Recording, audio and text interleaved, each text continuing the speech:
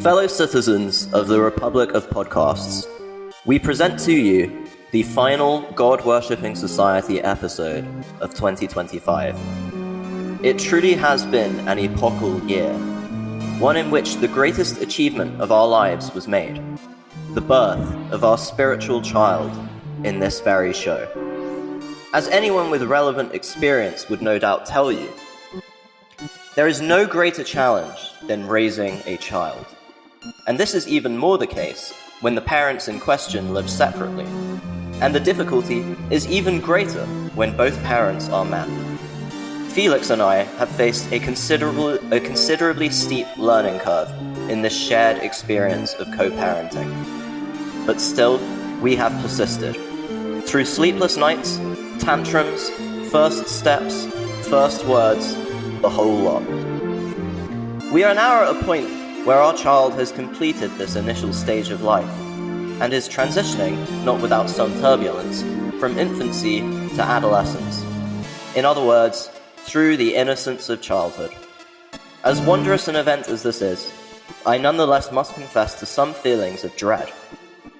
That latter stage of youth, the final years, the teenage years, fills me with apprehension. Like all parents, we know that there necessarily comes a time where one's child naturally separates from oneself, becoming an independent adult. How I will miss those earliest days when I cradled this podcast as it suckled from the metaphysical teat of my mind's faculty of riffing. Who knows what grave challenges lie ahead of us? Perhaps the podcast will reject the gender it was assigned at birth.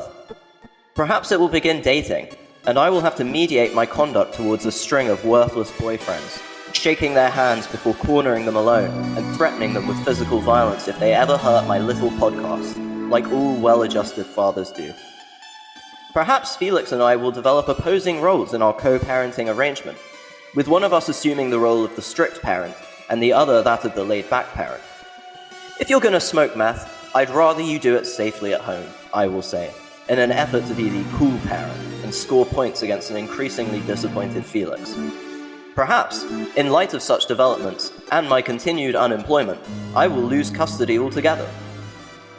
Alas, there is little I can do but resign myself to whatever fate awaits me. I must allow the podcast to organically take shape and disdain any efforts to mold it into a desired form. It is what it is, and what it is not, it cannot be. The flower's whole potential is contained within the seed.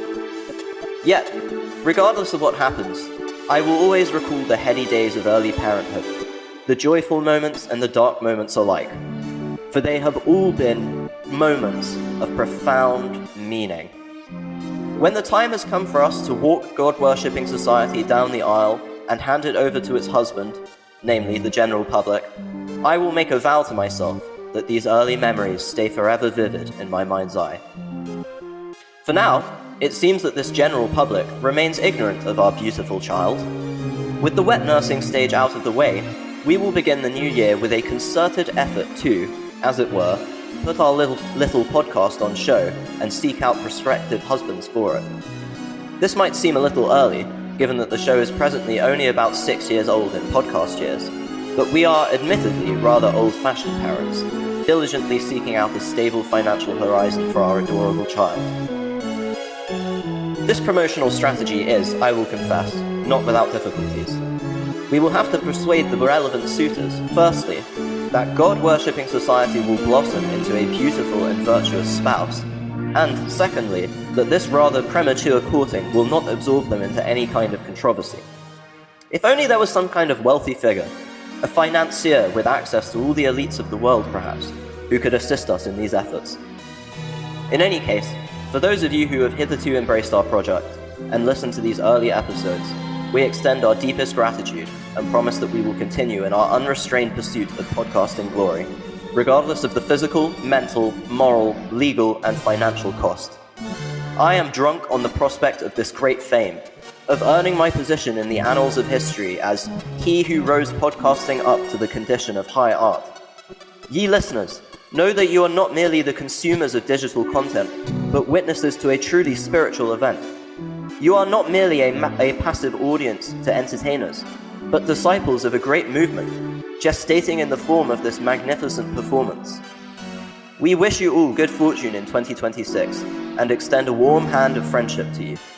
Indeed, should you indicate your willingness, this warm hand may even wander a little, and, not merely shaking in an act of friendship, may begin caressing and stroking with growing vigor, transforming into a hand of passionate love.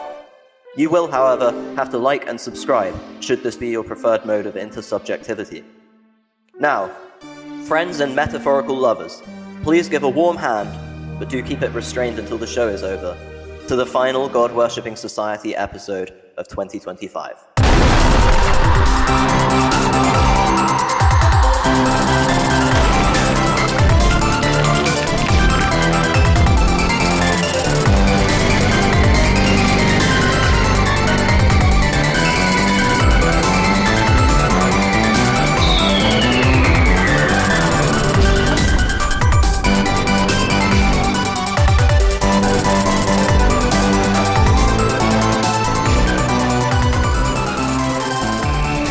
That was beautiful. Yeah, that was very heartfelt.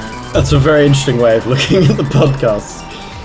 Yeah, well, I think I got lost in the metaphors. No, I think it was a common problem.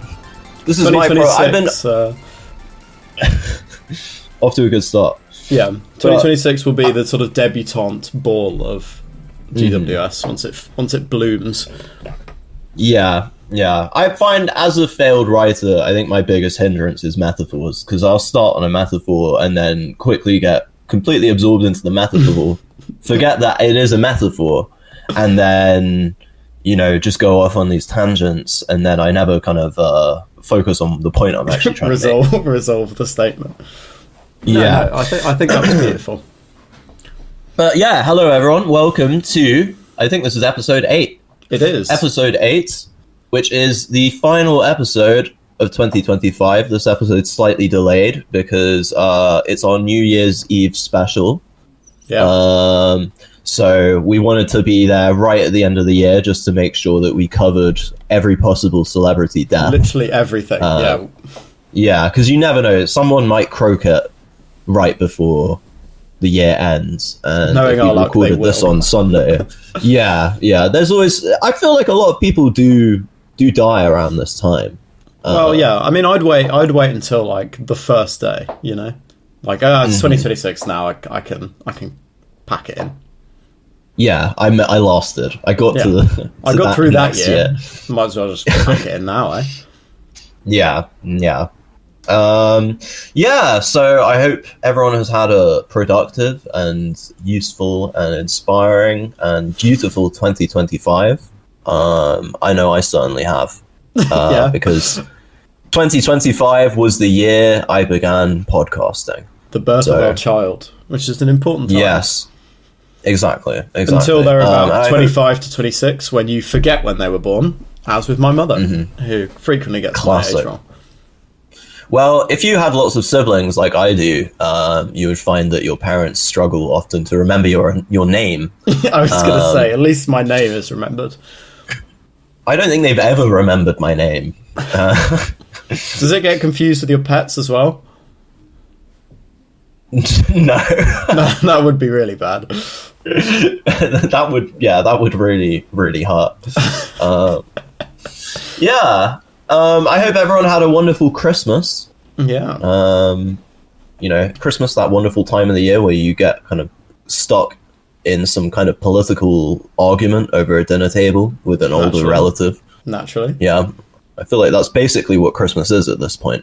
See, I don't have many older relatives, except for my parents, basically. So, other than arguing with them, I don't really have anyone else to argue with. Which is fine. At least you got to argue. At least you got your Christmas argument in. You have to. Yeah. Was your Christmas jolly and gay? Unfortunately, it was neither. Damn. Yeah. Is that what it's meant to be? I think is that so. Like that's the traditional jolly and gay. I try and make every day jolly and gay. Yeah. I don't know so what we're gonna do today is we're gonna go over the people we've lost this year. I love celebrities. I love celebrity culture. I love having like a parasocial relationship with celebrities. Yeah. So when they die, it really upsets me. There's nothing that upsets me more than when a famous person dies, especially if they were a national treasure. That really... a national treasure, yeah, that's just awful to lose them. Mm-hmm. And especially I don't know if when we they're have in this... their 80s or 90s and they haven't done anything for like 40 years and they basically Yeah, died and you then. can't see it coming. Yeah. It's like, oh my god, they're so young. Mm-hmm. I don't She was know if only they have it in other 87. countries, but in the UK we love national treasures. I think we are particularly bad for it. But, like Bruce Springsteen or something, when he dies, I feel like that's going to cripple the US. Do they call Or them half national of it. treasures in the US? I feel like they have a different... I don't know. Wasn't that what that Nick Cage film was called? National Treasure? Really? I don't remember. Nick What was the Cage, film? He's trying to Did he steal play, the... Yeah, it's called National Treasure. Nick Cage and Harvey Keitel. I think he's trying to steal the original Declaration of Independence. Oh, so the national treasure there is actually a literal treasure. Like it's an object. It's a document. Rather than a person, rather than a DJ who hosts a music show on TV. In a tracksuit. Yeah. He really was being a national very treasure. good friends with the royal family and the prime minister and basically everyone. Do you think Jeffrey Epstein was a national treasure before it all came out? In the same way Jimmy Savile was? I don't think he had like popular appeal in the same way. No. I'm not really sure what Jimmy Savile's appeal was. Even looking back without a retrospective eye of he's a massive pedo. Yeah. He does look like a massive pedo. Yeah, and he basically said he was repeatedly He literally on television. said he was. Yeah. There's that interview with, what's his name? Louis Theroux. Louis Theroux. I think we've covered this. Yeah. We're retreading old pedo Yeah, we ground. We have talked about this before. Yeah. Well, we've Yeah. got a But new I mean, pedo it to is talk about in our list of deaths, so we can... absolutely. Should we kick it off with him? Should we kick it off with Ian Watkins? With Mr. Ian Watkins, who died in 2025. He murdered, I think is a better way of putting it. Yeah, Stabbed in the throat in prison. and why, pray, was he stabbed in the throat in prison? What did he do? Yeah, why? What kind of people get stabbed in the throat in prison? Nonsense, I think is the way of putting it. Well, according to his Wikipedia, which I will give a disclaimer, guys. Wikipedia can be edited by anyone, so I'm not making any official statements here. But apparently, Ian David Carslake Watkins, 30th of July 1977 to 11th of October 2025, was a Welsh singer, songwriter, and convicted child sex offender. He was the vocalist of a band called Lost Prophets. Have you listened to Lost Prophets, Felix? I have. They're not very good. They kind of suck. No, they really really bad. suck. They were very popular, I think, in the noughties, like in America. Sort of emo shit, isn't it? Yeah, like it's just that vague kind of music that would have been called alternative rock, I guess. But I don't really know. It doesn't really fit into a genre. It's I think if you focus more on the writing the music rather than raping actual babies, they could have gone somewhere. The crazy thing is he groomed the mothers. He'd get them. They should all be in jail as well. I don't know if they are, but they were like collaborating with him on this stuff. So two women did go down with him, I believe. They were on the stand with him. Oh, they did. I read on his page that he part of the evidence was a text he sent to one of the women saying, "If I own you, I own your babies as well." Which you can instantly, you're like, that's a bit of an odd thing to say. Yeah, I feel like he really let Wales down. Yeah, that's true. Do you know who else? Apparently, so that the police, the South Wales police, just didn't bother investigating it for like almost, I think, 7 years. People were saying this guy actually has kids of baby rape on his laptop, and they just didn't investigate him once. Multiple. I think they were messaged like eight or 9 times, and they just didn't care. It's probably a hot fuzz kind of situation where they're all like, There's like no rural, baby rape over here. yeah, and they're all just eating cake and like not really doing anything. So Ian Watkins died. Yeah, so there's this great quote that I found on the Wikipedia. I'm quoting now from Wikipedia again. I'm citing my sources, which isn't very good, but so they once they caught him and they took his laptop, they had to bring in like MI5 to MI5 cryptographers to break the password on his laptop, which turned out to be in all caps "I fuck kids." FUKKIDZ. So that was the fuck? Password. That's insane. I didn't know that. Good encryption. What the fuck? And then, and then on the 27th of November 2013, the day after his guilty plea had been accepted by the prosecution, Watkins referred to his sex offences as mega lols in a recorded phone call to a female fan made from HM Prison Park. Fuck. So this is so bizarre. So he actually said the words mega lols on the phone, and they've transcribed it. He's such a millennial. He is. Ultimate millennial. Oopsie, this is the ultimate level of millennial irony, I feel. Yeah. So he was a baby rapist and bestiality sex offender. So yeah. Yeah. Rest in peace. Yeah. Pieces. Who I feel bad for in this, other than the victims, obviously, is his band members. Yeah, apparently because they weren't pedophiles. Yeah, they were like just normal guys in a band, and like they made it, they were successful, and then it all came crashing down, and like the band is like forever tarnished. No one's going to be going out their way to buy Lost Prophets records. No, like you don't want that. I mean, but there's a difference between like Burzum and Lost Prophets. Yeah, that actually is. Like, it is considerably worse than murdering one man. Like, it actually is somehow worse than that crime. Murdering an unpleasant man and baby sex offences.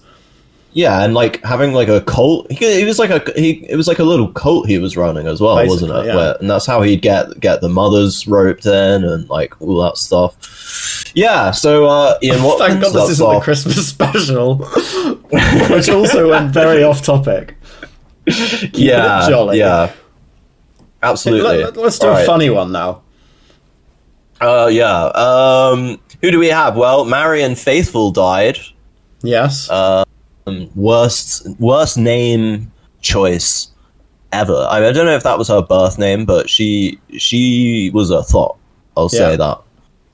Although admittedly she was thoughting on the Rolling Stones, which to me seems fair. Like, I feel like that's if you're going to, yeah. If you're dating like Keith Richards, you can definitely cheat on him because there's no way he hasn't already done that to you. Yeah. Which is she broke up with Mick Jagger because she was cheating on him with someone else. Keith Richards, I think. No, was it? I think she had a kid with Mick Jagger, didn't she? Oh no, I think she was with both of them. Oh. I think she was playing them, and they had like a big falling out. That's why they don't really like each other. Yeah, she had a kid with Mick Jagger. Oh, but she's dead. She was stillborn. I'm sorry, I had to sneeze. Oh. No, she I swear she like cheated on one member of the band with the other, and then basically she's the most unfaithful person. So she had a son with John Dunbar, who's called Nicholas Dunbar, who is a financial journalist apparently. Wow, what a boring career to go down after that. He's the editor of Global Trading magazine. To be fair, Mick Jagger. Oh yeah. Mick Jagger was he graduated from LSE, or maybe he dropped out, but he went to LSE. He wanted to be an economist. Which he probably found more success imitating black musicians. Yeah, with very tight and sounding. Yeah, and sounding like Austin Powers. It's basically his whole career. We have she's not very interesting. Who's next? We also lost... Man, such a long list. We lost Brian Wilson this year. Yeah. Which is annoying to me, because I would much rather... Brian Wilson. You don't know Brian Wilson? Yeah, Beach Boys. Yeah, the guy who wrote, like, all of their songs. Yeah. And went mad and got completely, like, used by their manager, who I think was also his therapist or something. He got, like, a therapist because he went kind of doolally, and then the therapist just, like, took over the band. And because he was the guy who wrote all the hits, like, if you had control over him, you basically had control over the whole band. Yeah. And then eventually, I think it got really bad because the therapist was just making him more and more mentally ill, basically. Because he's like a 70s style therapist who's actually just like a drug dealer, basically. Yeah, and he's like, oh, here, have a tab. Yeah, probably that. Like, seemingly everyone who was alive in the 1970s, it seems. On reflection. Yeah, apart from Marianne Faithfull. Yeah, so he died, which is annoying because, like, I wanted him to live longer than, like, Paul McCartney and Ringo Starr. Paul McCartney is an eternal. Yeah, point. He's just gonna get more and more weird looking. And, how old is he? Just 83? never die. Yeah, he's up there. He is. Not dead. Yeah, although I'm sure he's taken much better care of himself than Brian Wilson. Yeah, or John Lennon. Yeah, well, John Lennon really did. John's probably looking very rough now. Yes, yeah. Do you think he wears the glasses in his coffin? I bet they buried him with those. Yeah, I bet he was cremated, to be fair. You think? Oh, he was cremated? Yeah, he's the kind of guy who'd be cremated. Would you want to be cremated? I don't know. It is a hard one, isn't it? I want to be embalmed. Okay. I want to be embalmed and put in a pyramid with curses written all over the walls. That's how I want to go. And have your organs pulled out with some kind of shop. And stored in jars, so that I when the technology's there, I can be revived as a mummy, stuffed back in. Yeah, and I go on a killing spree, and then I get killed by Brendan Fraser. That's and then you get played by Dwayne Johnson. Yeah, I'm the Scorpion King. Yeah, I have loads of legs, and I look like Dwayne the Rock Johnson. What a way to go! What a way to be remembered. Yeah. Another boomer icon we lost. In fact, we lost her like 2 days ago. I think was Brigitte Bardot. Yes. French. Even hotter than Marianne Faithfull, some may say. You think? Yeah, probably. I don't know. Was Marianne Faithfull a model or something else? I don't know. I don't know. I think she was. She was just like. She was a girlfriend of the Rolling Stones. Basically. Yeah. Whereas Brigitte Bardot was an actress, a singer. She collaborated with Serge Gainsbourg, if you know that guy. The name rings a bell. Serge Gainsbourg was a French singer who was also like a complete alcoholic. And I don't think there's one picture of him where he's not smoking a cigarette. And he did. You know that song Je t'aime? Where it's just like organs. It's basically just a Procol Harum song, but then like there's French people whispering over the top of the organs. Yes, yeah. Instead of an English guy singing. Yeah, that's basically Serge Gainsbourg's entire career. But he collaborated with Brigitte Bardot and also with, I can't remember her name, some fashion person. That's all I already know about Brigitte Bardot. Other than that, I do know from Revolution hot. Yeah, I know that John Lennon was like jacking off to her when he was a teenager. Because John Lennon, for some reason, even though I don't think he ever wrote an autobiography, made lengthy statements on his teenage masturbatory habits. Which included him jacking off with the other members of the Beatles in a kind of group session. That's something they used to do. They definitely circle jerkers.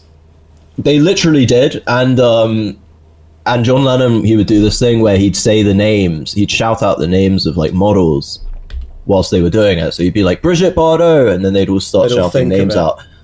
And then he'd be like, Winston Churchill, and just like kill everyone. And he would ejaculate.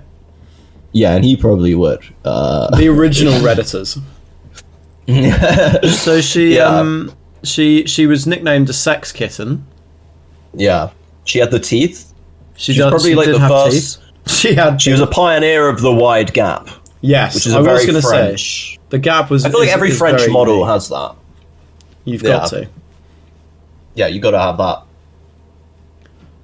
Charles de Gaulle called her a French export as important as Renault. That is that? I can't tell if that's sexually liberating or just sexist. I can't tell. She's like a car. I'm confused. She's like a beautiful Renault. Yeah. You hide it till the wheels fall off. After all the sex kid and stuff, she became an animal rights activist. I think that's probably what she's... I think she was also a hardcore racist. She was a mega racist, yeah. She was incredibly racist. She's been fined a lot. She was fined 6 times for inciting racial hatred. And she called people from Réunion savages. What's Réunion? It is a French island in the Indian Ocean. It's just off the coast of Madagascar. Oh, so that's like their Falklands. Basically, yeah. Why do they have that? I don't know. The only thing I know about it is that it has a highway that goes all the way around the outside, because there was a Top Gear episode where they drove around it, I think. Oh, classic. Yeah, well, there you go. Brigitte Bardot. Who else did we lose this year? We lost Pope Francis, of course. Oh, very sad. Big ups. Yeah. I wonder what his legacy will be. You know, because I don't know anything about the new Pope. I've been very ignorant of that. I'm not really sure what Pope Francis did. Was he liberal? Well, the guy not liberal. He was more liberal, I think. The guy before him, Ratzinger. I can't. The guy looked like his. Yeah, Joseph Ratzinger, Palpatine. Yeah, the guy who looked incredibly evil. He was like more traditionalist, but he was also like the aesthetic Pope.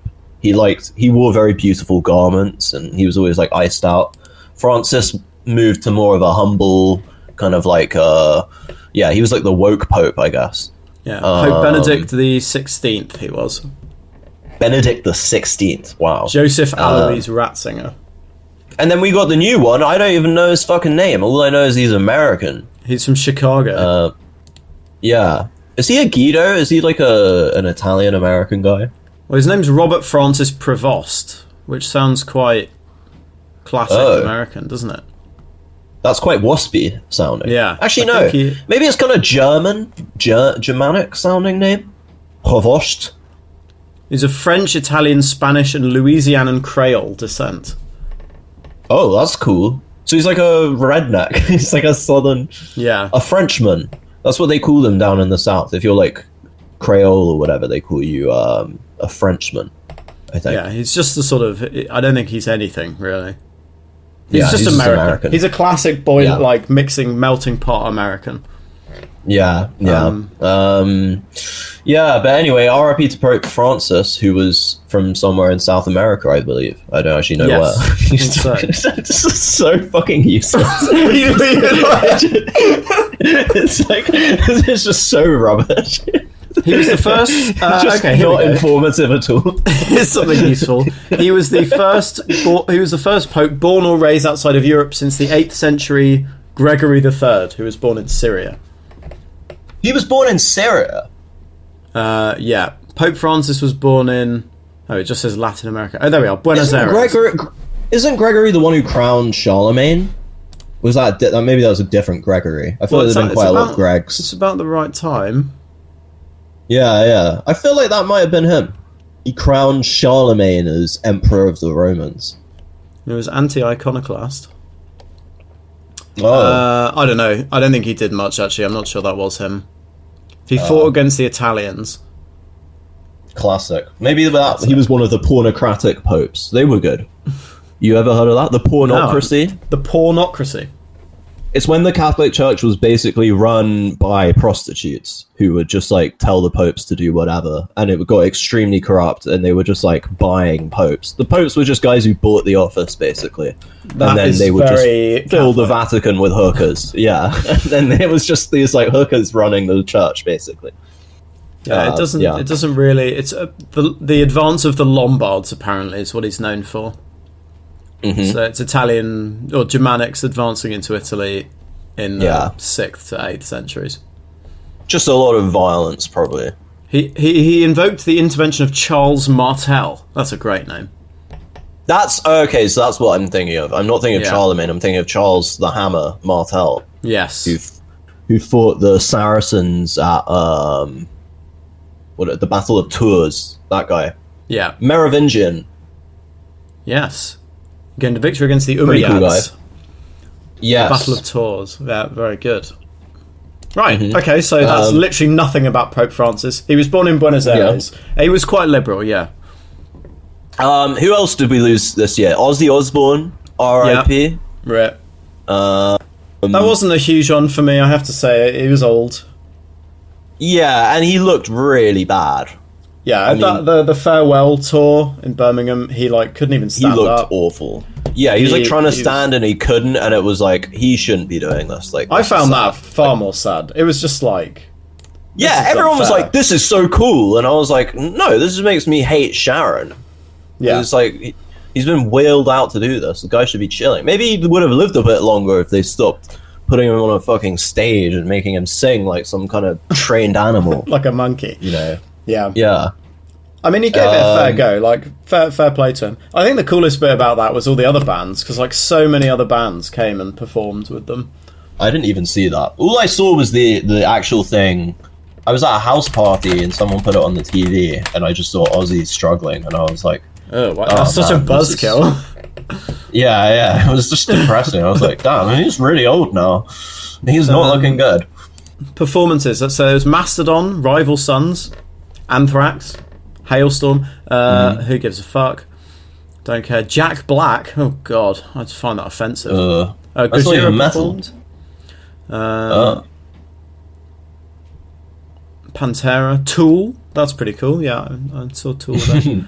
Guns N' Roses. I've been listening to a lot of Creed lately. You know Creed? Yeah, I think I've listened to some of their stuff. They're like a bad version of Tool, I guess. It's like Tool for rednecks, I think. Yeah, like trailer trash.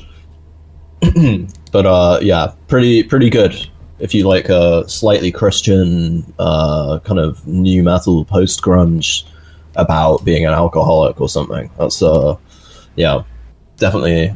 the vibe. Definitely check it out. Okay, once again, not really much about Ozzy Osbourne, but there we go. Rip Ozzy Osbourne. Who's next? Who else do we lose? We lost David Lynch this year. Okay, that was an early one. Yeah, that one was sad. And it was really bad. Do you know what's cool though is he died entirely because he chain smoked his whole life, and he couldn't for the last like year of his life he couldn't go outside even. He had to just stay indoors because he had like emphysema. But he said he still didn't regret smoking any of the cigarettes he smoked in his life. Which is respect. Actually a talented person. Very talented. Film's not for everyone, but for those who do. Yeah. I mean, I'd recommend everyone watch at least some of his films. They are just an interesting... He made a lot of them. There are some that probably aren't as confusing to watch. Like, I've never seen The Elephant Man, but that one's probably That's just a film, isn't it? Yeah, but I mean, I think it's meant to be a good film. It is. It's meant to be a very good film. But I haven't seen that one. I've seen probably most of his films. I would say his Dune is awful. Yeah. That was the first film of his I saw, and I was like, this is terrible. This guy must suck. Carl McLaughlin as Paul is a very odd casting choice. He's quite a strange actor, I feel like. He's always got, like, a slightly odd vibe. I guess that's why he's in so much of David Lynch's stuff. But he's always like the most normal one, and he's just a bit. He's too normal. Yeah, he doesn't seem real compared to everyone else around him. Yeah, I watched Dune, and I was like, "Yeah, this sucks." And then probably a year later, I watched Mulholland Drive, and I was like, I was enjoying it, and then I got to the ending, and then I was like, what the fuck? I was like, this sucks. I hate this guy. And then the next day, I was getting a train to your place, actually. Yeah. To visit you. And I suddenly got what the film was about, what Mulholland Drive was about. And I was like, oh! And then I realized, like, oh, this is like one of the best films I've ever seen. It's probably not long after that we then watched it. And I also had the same thing. I was like, what the fuck did I just watch? Yeah, and then the next morning, I just could not stop thinking about it. Yeah, it really gets in your head. It's like you've had a very vivid dream that you know it means something, but you're not aware of what that meaning is, and so it just gets really stuck in your head. Yeah. I remember watching it with a group of friends, and they were all like, they definitely didn't quite get it while we were watching it. And at the end, I just turned to them and I was like, "So what was that about?" And then they just like kept film talking with Felix. Yeah.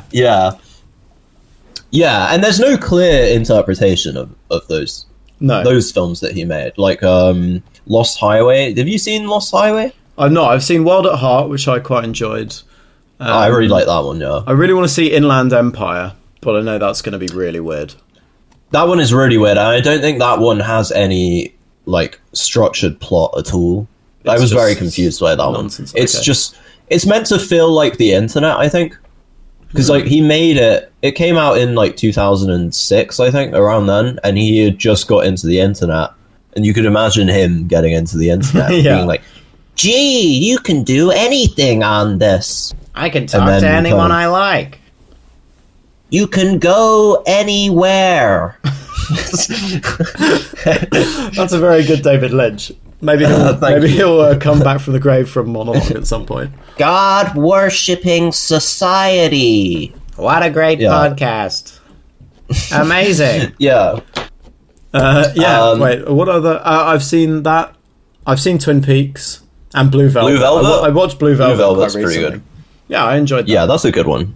They're all good. Yeah. Great films. Very big inspiration. R.I.P. And then who else did we lose? Well, we lost Rob Reiner, who got murdered by his son. Yeah, and him and his wife. That is allegedly stabbed to death by his son, which is also sad. Now, whatever happened there? But it's I only know him for Princess Bride and This Is Spinal Tap. He did quite a few films actually. Yeah, no, he's big. He's an actor as well. He acted in a lot of stuff. Yeah, I very much enjoyed Spinal Tap. Well, he made a film with his son about his son's. I mean, it was a fictional. It was a story. Yeah, but it was based on, or it drew on, his son's experiences with like drug addiction and mental illness. And that wasn't that long ago. I think that was probably like less than a decade ago. He made that film, and then this son allegedly murdered him, which is crazy. It's crazy. Can you believe that? I can't believe that would happen. The crazed drug addicted son. No. In Hollywood. In Hollywood. I miss Hollywood when it was full of guys like Ronald Reagan and John Wayne. Run fucked up people. Yeah. So before you had all this crap. Yeah. Okay, well, yeah. Rob Reiner as well. Yeah. Of course, we lost Charlie Kirk this year. Yeah. That was pretty crazy. I thought there was going to be more coming of that, but as per usual, it was a bit of a nothing burger. It fizzled out. Yeah, I thought there was going to be a civil war when that happened. I knew something would either happen or not happen. Yeah, I was like, this is like what happens right before a civil war breaks out. Yeah, this is the Franz Ferdinand. Exactly. This is the Sarajevo moment. Yeah, and then it just kind of fizzled out and turned into a meme somehow. Yeah, AI songs have now just made Charlie Kirk's death a complete meme. So now you can't get any kind of major political events happening because it will just turn into an AI-generated kind of slop thing. Yeah, like he's just now slop bait. Everything just becomes a joke. Agatha stuff now as well. Yeah, that is really, really blowing up. Yeah. I've seen so many.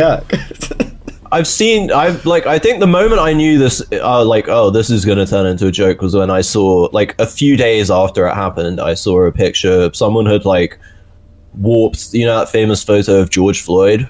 Yeah. Where, so that it's just Charlie Kirk.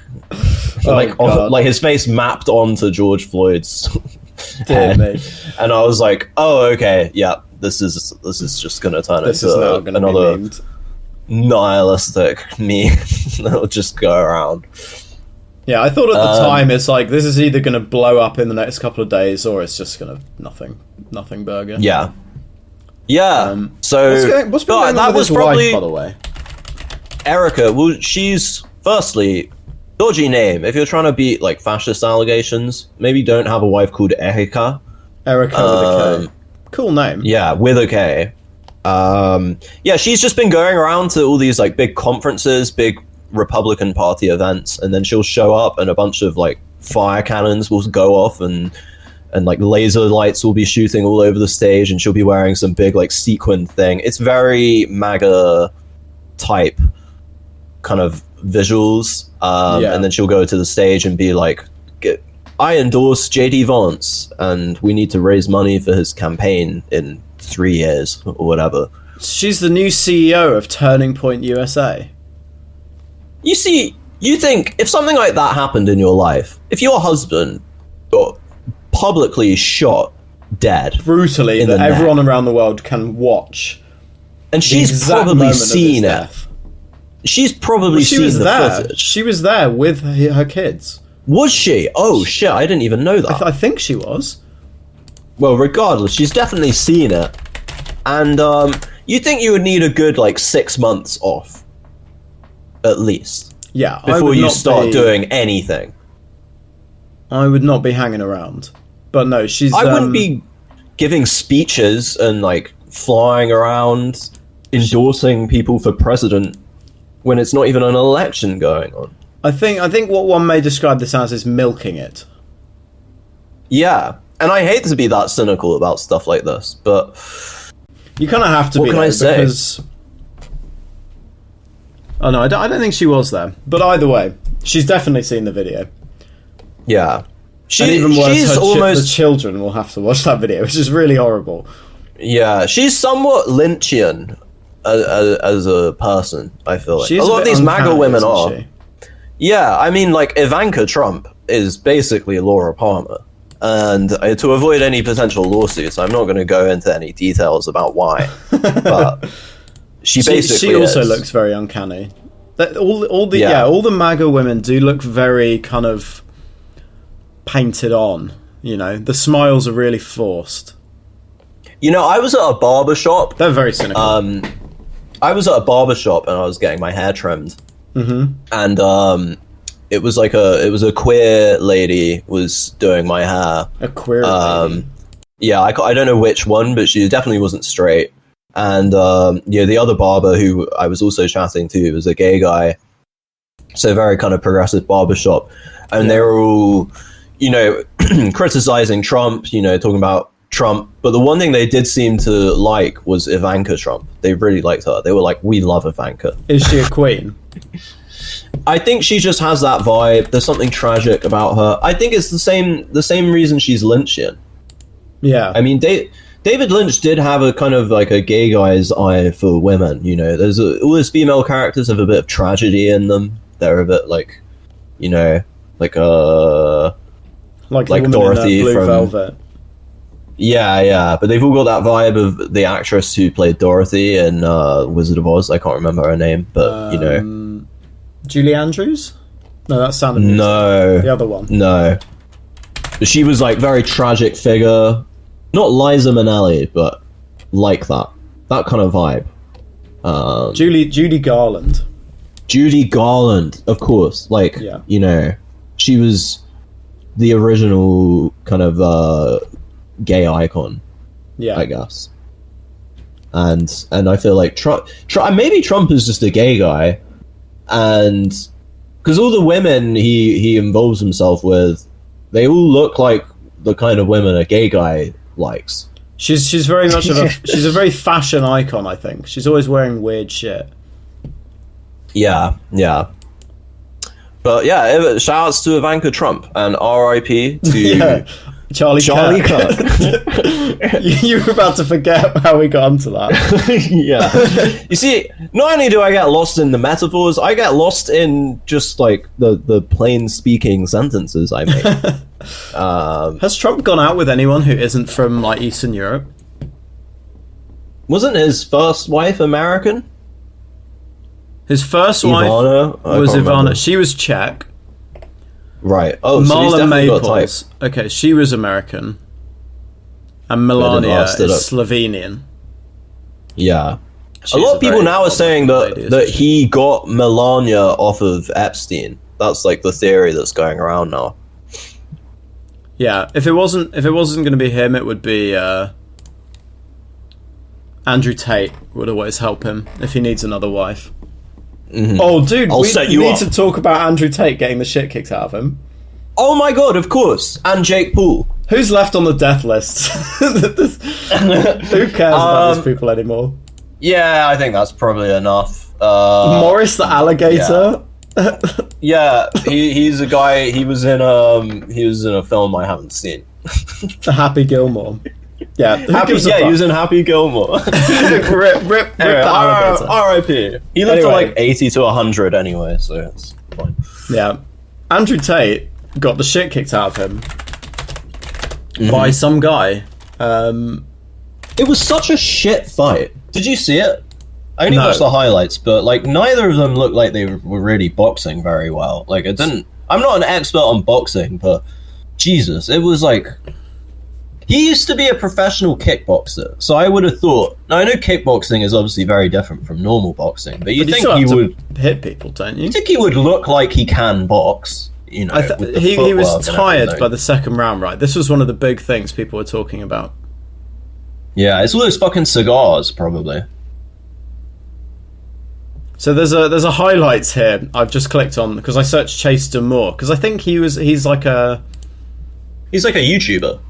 Yeah, he's not. Is he actually? He's not an athlete or anything. I don't think. He's a former college football player, and I think he was known for being a reality TV star. Mm-hmm. I know. Yeah, he's like a shit actor basically, and he's done. And he did it wearing pink gloves, I think, which must have been a way, like an attempt to dig at Tate. Like I'm punching you and I'm wearing pink gloves. So there's this highlight: Chase Demore versus Tank Tolman. And all the comments, Tate is going to walk through him. Bro, is this the guy Tate's really going to fight? Laughing till I'm crying emoji times 3. Chase is genuinely one of the worst boxers on the entire roster. Well, he does suck. Like, he's not good at boxing. It's just that Andrew Tate also seems to really suck at boxing. It doesn't make any sense to me. Only here because of the Tate Demore fight in December. My money's on Tate after watching this. Tate will smoke this guy. So this is funny. Because there's obviously that famous photo of Andrew Tate next to the guy's crotch. Yeah. Looking utterly defeated. And there was a picture of Jake Paul in the exact same position. Yeah. And the other one is the Andrew Tate like going in really close and accidentally kissing him, which is also very funny. We know that Andrew Tate doesn't like women anymore. No. Well, he's such a top G that the only people he wants to be with are other top Gs. Yeah, in like a Spartan kind of way. Yeah, it's not gay. It's just being with men. It's just really straight. It's like a horseshoe theory kind of thing. Yeah, you wrap around enough and it's straight again. Yeah, exactly. And obviously Jake Paul lost as well, although I think everyone expected him to lose his fight because he was up against Anthony Joshua, who is an actual boxer. Maybe Tate can fight Jake Paul and we'll see really who is the worst. Yeah, that would be fun. I would like to see that. They should do it right now when they're both still like injured and concussed and shit. Jake Paul's like nursing his broken jaw. just wail them out. It's just Like a really Ozzy. sloppy fight. Like Ozzy, and then one of them will die in the next couple of weeks, which is probably Yeah. good for the rest of the world. Someone on Yeah, Reddit yeah. said, turns out hitting men is actually harder than hitting women. Oh god. But yeah, so, and now Andrew Tate is huffing crazy amounts of copium. Because all of his Twitter posts are like, do you know what someone who loses is called? A loser. And all this stuff that he tweeted out years and years ago, and now he's lost. Yeah. And he's just like, I tried. You know, that's what counts. I tried. Yeah. But I it feel like he doesn't really count, I'm afraid. needed this as well. Like, this was because obviously his humble. reputation hasn't been very good. So No.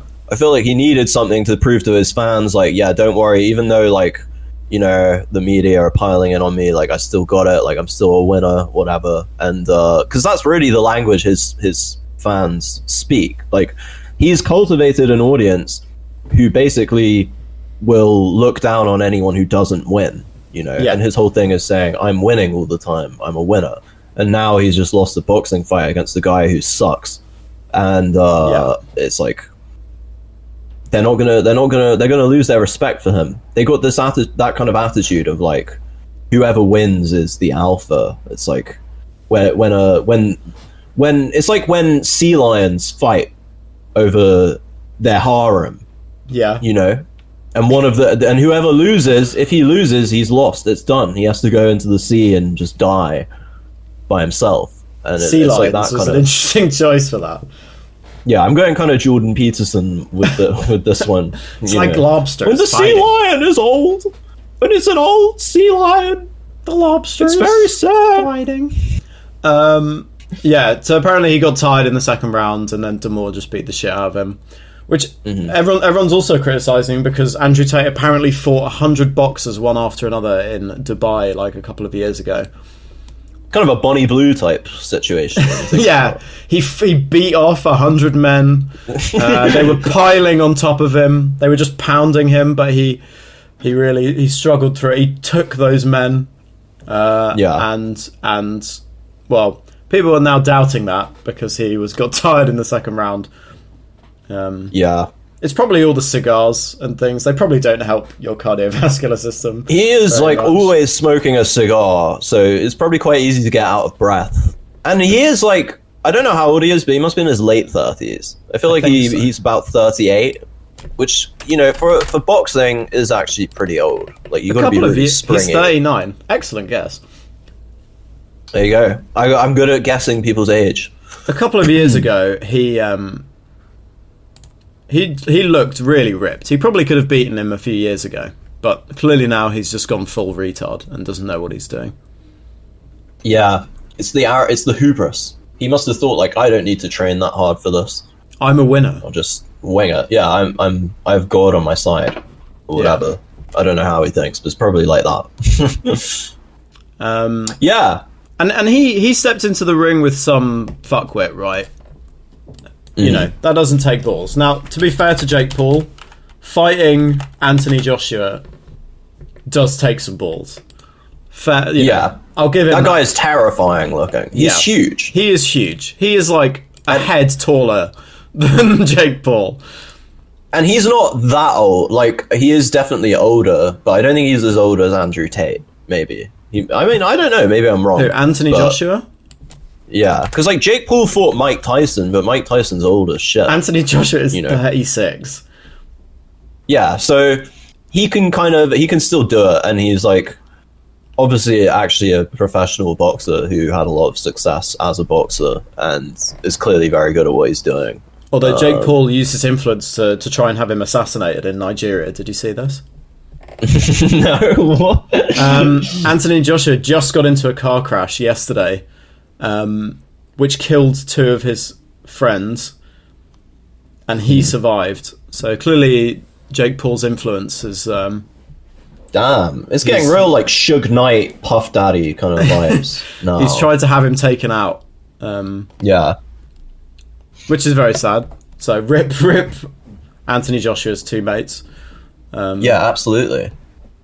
But he managed to survive. He was on holiday in Nigeria and had a car crash. It's real Godfather. Did you see the photo Jake Paul posted of himself like on a private jet, and the whole cabin is just covered in dollar notes, like the floor and he's got like 3 assault rifles and like a sniper rifle with a scope just on the seats with him. And this is like, Jake Paul. This is such dumb posing, because you obviously don't have a reason to have any of that stuff. Like, you don't need a sniper rifle. Oh my god, yeah. Like, why are you posing as an actual gangster? You're a media guy. These people are all clowns. They're not thugs. They're just clowns. He's got 2 assault rifles. There's a shotgun, 2 sniper rifles, a silenced pistol. Why does he need this? Just armed to the teeth. Like, what is he doing? He looks like he's just done a heist. It's a GT. Oh, he's holding a golden 1911 as well. Classic. All the comments are like, "You're a loser." Like, why? Yeah, I mean, it just so looks stupid. Yeah, if you're rich in America, you can just buy that stuff. It doesn't mean you use it on the regular. Like, you're not getting into firefights on a regular basis to the point where you need to own multiple assault rifles, a shotgun, a sniper rifle. And you never know when you're going to need a hunting rifle, man. You never know when the bears are going to come at you in the middle of LA. And also, like, you lost that fight, so you can't do this kind of posturing. It's, you know... Yeah, this is kind of the fundamental problem. You kind of have to win these fights. Andrew Tate could have just trained and not told anyone. Like, there's an art to it here, which you'd think he'd know by now, but apparently not. And got the shit. You got to keep your head down and then suddenly appear and just demolish and then vanish back into the shadows. Post that you're not training, but then actually really be fucking training hard. Act like you're lazy. Like, AI generates some pictures of you looking fat. And then turn up like stacked. Yeah, exactly. It's all about propaganda, isn't it? Mac. Yeah. It's all about mind games. That's how I know I'm invincible, because I can just play mind games. Yeah. I don't need to work out, because I work out my mind at the library. Yeah. With all the other homeless people. Finally, some internet access. With all the homeless guys who are just watching porn in the library. Right, is there anything else to cover the year before we wrap up? Well, I think we should maybe run a little over time just to discuss, as it's our special, to discuss Fair enough. what seem to be the three main global trends of 2025 that I've been researching with my friend Mr. Gemini. In that case, let me take a quick piss. You do that, and I will keep the audience engaged. Entertained. Okay, it's all about engagement. I won't stop the recording then. All right. No, keep it going. Keep it going. All right, people, how are you doing? Did you have a good 2025? Did you have a good Christmas? Did you have to see people you don't really want to see? Did you get the presents you wanted? Or was your Christmas ruined by the cost of living crisis? Let us know. Drop a comment. Just keep the ball rolling. I don't know what else I can really say. Maybe we'll just cut this bit out. I don't know. I hope Felix hurries up. I hope he wasn't lying to me and it is just a piss he's taking, because to be honest, I kind of need to take one as well, but I'm holding it out. I'm gonna suck it up and just keep going, because I don't want to waste your time, you know? This is one thing I hate doing, is wasting your time, which you can probably tell based on how much research I did for this episode. It's not easy doing this kind of thing, podcasting. It takes a lot of reading, a lot of studying, a lot of note-taking. It's very laborious. And you've also got to have like a good eye for the truth. You can't be fooling for disinformation. Otherwise, I would lose my credibility. I'd just be spreading disinformation. So I got to have a really discerning eye when it comes to kind of reading the news and doing my research. Hello, Felix. Hello. Oh, I was just engaging the audience. Yep. What were you talking about? Not a lot, really. Yeah, not a lot. Excellent. But yeah, I think in order to know where we're going with the podcast, we've got to know what's going on more generally. We've got to know where we are now. Yeah, and we got to strategize based on that, because this podcast is a political vehicle. It's not just some kind of hobby. This is propaganda, but good propaganda. Yeah. Propaganda on our side. But 2025 has been a year dominated by, firstly, the complete victory of the political right wing. Yeah. It's done. The woke is over. It's finished. Go back to sleep. It's done. No more of that. We had Donald Trump being elected. We had Friedrich Merz being elected in Germany. We've had supposedly a left-wing government in the UK, but we all know that they're tired and getting worn out, and they're going to be replaced by Mr. Farage and his party. And they're going to wait a while before then, but yeah. Yeah, but it's getting there, and they're gonna reform the party in a conservative way, which is a nice little paradox. Of course, the other thing that we've had this year has been the AI. It's been the AI. It's been the AI. It's definitely been. There's been a lot more AI stuff coming out. I mean, this year started with what seemed to be a collapse of AI with the whole DeepSeek thing, but it hasn't happened. It's still going. It's here to stay, guys. You can't try and fight against it. I think calling it a bubble is kind of the tech behind it might be a bubble, but like AI itself is just, once it's there, it's just going to be there. Well, I tell you why it's not going to be a bubble is because Google are going to end up winning this whole arms race. Once GPT are unable to keep going with the costs they're incurring, they will collapse, and then Google will take over the whole market. And in order to have a bubble, you've got to have lots of shitty companies saying, we sell this new product, so that you should invest in us. And then they all get invested in, and a lot of them don't work, and they, because people don't understand the product yet or whatever. But when you have a complete monopoly like Google are going to have probably, you don't get that same misinvestment. So my anticipation of a bubble is somewhat fizzling out. No. So there's that, and then of course the Zuma protests that have characterized this year. You had the protests in Nepal. Going back to the AI thing, right? So there's a huge amount of, when you look online and you see like AI generated art, the amount of backlash, I find it really tiresome.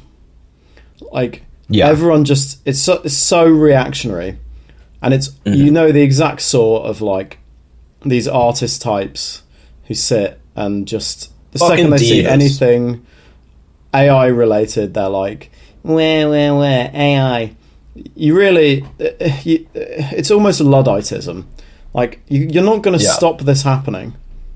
You have to learn to use it and work with it to get further, because you moaning on it on Reddit is not going to stop Google making AI or using AI. Yeah, well, it shows you how like conservative a lot of these people actually are.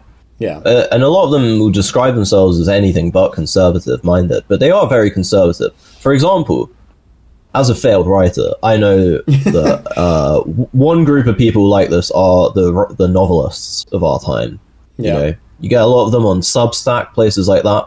They really hate AI, and but what they want really deep down is to LARP. As someone who was creating media using new technology 200 years ago. Yeah. Because the novel is not some kind of timeless thing. It's a very modern thing. It wasn't until the modern era that you got novels in the sense that we know them. Yeah. Like before that you had romances, you had like chivalric romances. That's what morphed into the novel. Yeah, and plays, because people didn't read anything. And everyone's getting upset, like, oh, people aren't reading books anymore. It's like, well, guess what? Homer couldn't fucking write or read either. And he sang some great poems. So, and what is the modern equivalent of that? It's podcasting. This is oral literature. I talked about this before, but what we're doing right now, this is literature. This is like the Iliad of our times. We're allowing you, the listener, to amplify your time efficiency by ingressing our knowledge whilst doing something else as well. Yeah, I'm like a blind Greek man on an island with a harp, you know, singing about heroic deeds and the will of the gods and the fates and all that kind of stuff. And I'm a freshly shaven youth tilling the field to provide you food. In my duty as recordist. Yeah, exactly. Well, no, you're playing the harp, I guess. Yeah. I'm playing the harp and you sing the tune. I'm playing my This is oral literature.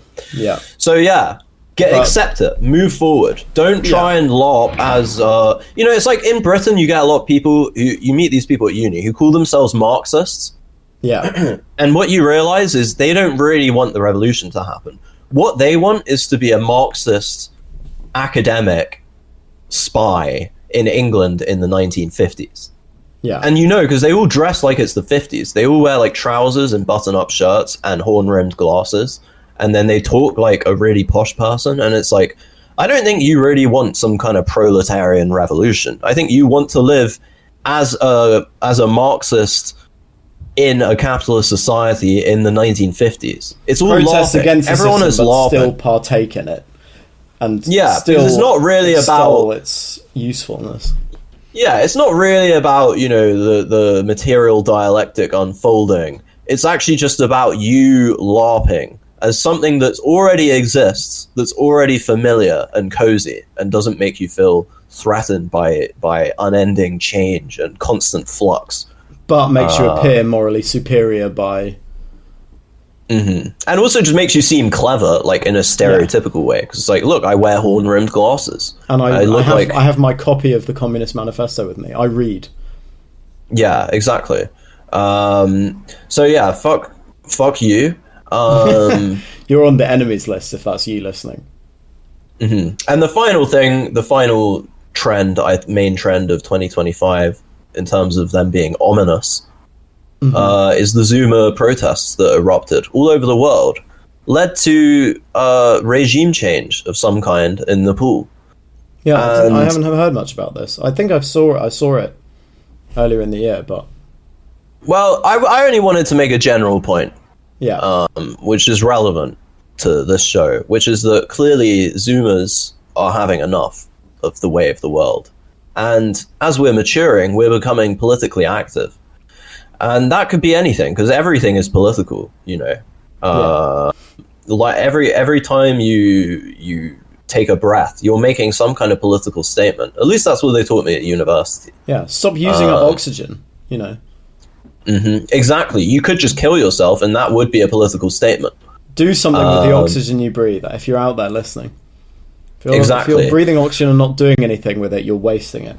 Don't be wasting. And this is a Zuma podcast. We're not podcasting for millennials. No. You guys are all old now.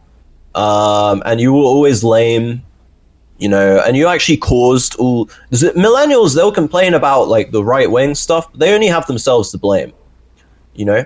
If you listen to incels talk about why they hate women and describe the women they hate, you realize the problem isn't actually women, it's just millennial women. That's who they're describing, you know?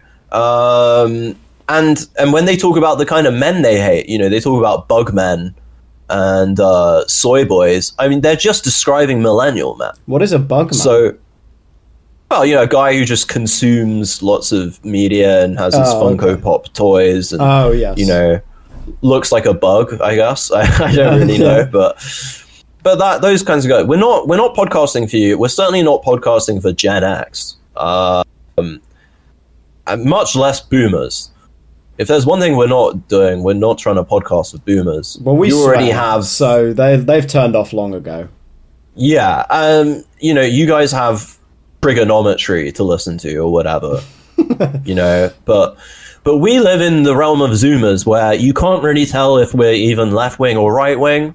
For some reason, the logo is Chinese. and there's a strange kind of synthesis of political and historical tropes going on that doesn't really make any sense.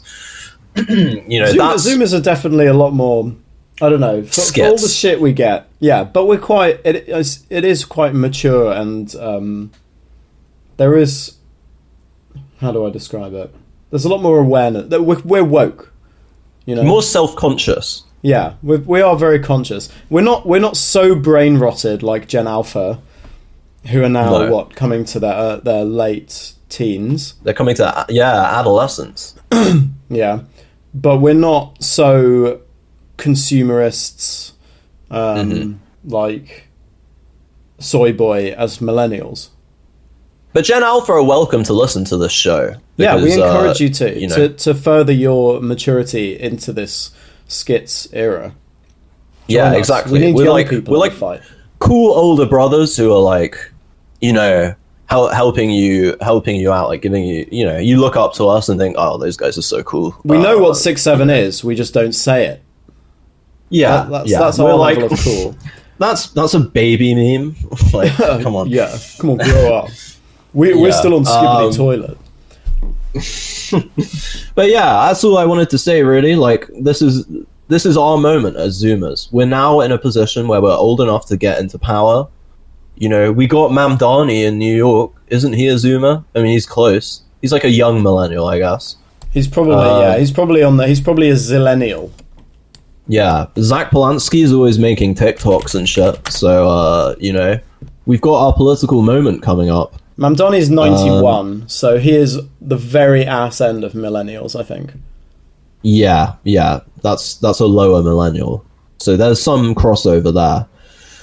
But this is give good it a couple years. The next things will be Zoomers in charge of New York City. Exactly. So. And I can't wait. And it's just so wonderful to be here at this moment in time.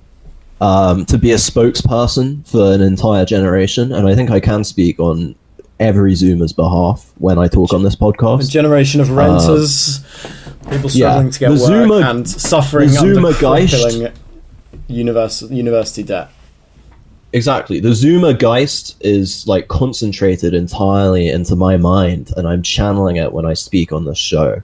And that's... So I know a lot of responsibility comes with that, but I'm happy to do it. I'm proud. I'm pleased that God chose me for this task. And as we move into the new year, it's gonna keep going, and we're gonna force that regime change. We're gonna create the Holy Roman Union of Europe. Yeah, of Europe, and we're gonna take over the world and end history. I'm really excited to see what the Spotify auto chapters are going to be every time we release one of these episodes. They're always so funny. Athelfeather loses his mind in delusion of glory. And Felix tills the fields. There we go. Maybe we can maybe we could artificially create some of these chapters to have it listen to us. Yeah, we'll force them. Yeah. Now there's going to be a chapter on Spotify chapters, which is so meta. I really hope that gets wound up in there. It definitely will. This is a complete topic change from what we were just talking about. On that episode where I talked about Jeremy Clarkson, I noticed that the chapters didn't generate, and I wonder if that might be because of the stuff I was saying about Jeremy Clarkson, which I'd like to just reiterate was a joke. Very much like the kind of jokes that Jeremy Clarkson makes. And we don't joke by punching people in the face. No, I've never done that. So I've never punched anyone. Yeah, exactly. So we're peace-loving intellectuals. So what are you going to do? Fucking sue me? Well, go ahead. Because I haven't done anything wrong. And I will represent myself in court. I have a degree in law. I know what I'm doing. So there you go, guys. Thank you very much for joining us for 2025. We got all kinds of new things coming up in 2026. It's going to be a very exciting year. This podcast is going to grow. It's going to blossom. It's going to flower. So there's a lot to look forward to. Video content, more stuff going on the Instagram, more reels, and just continuing to grow. and blossom into a whole kind of intellectual, artistic movement. Yeah, a beautiful woman who is, like a Southern belle. She's the life of the party. Yeah. She's got a nice accent, a Southern drawl. And a handsome dowry, might I add, for anyone who wishes to invest. There's a lot here. There's going to be GWS coin coming out. God coin. We're gonna create an LLM and we're gonna sell that, and like it will just Hayley keep Welch. telling you to kill yourself. Yeah, Hayley Welch did it. So can we. She has a shitcoin and an LLM. Exactly. So the sky's the limit. It's like Scarface. The world is yours. That's how I'm living, and that's the future of GWS. So thank you very much for joining us. Have a wonderful New Year's Eve, and we'll see you in 2026. Yeah. Yeah. Amen. All right then. Amen.